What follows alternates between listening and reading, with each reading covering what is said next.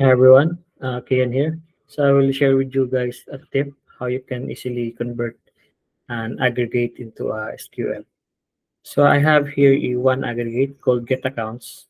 Then once you double click this aggregate, this window will pop up. Then you will notice an executed SQL here at your bottom right. So from this point, you will see this button here. So just click it.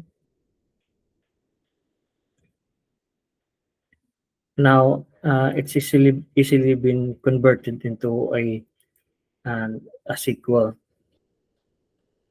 Let's test it out. There you go. Now you will notice here your aggregate has been disabled beside him, and but there are circumstances that your aggregate tends to be complex and you want it to be um, converted in SQL. Now let's take this one for example. So I have here an aggregate. I I group I group them and I added two filters, which okay,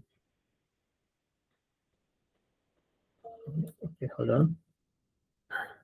Which whenever I said is favorite is check, give me records with ratings greater than 20.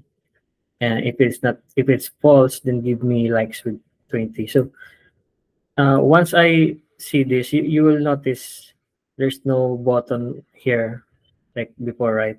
Because this is a bit complex and the system does no longer recognize this one. So what you will do is you will copy this one, paste it on a notepad, search for the entity name, and give it a correct syntax. All right.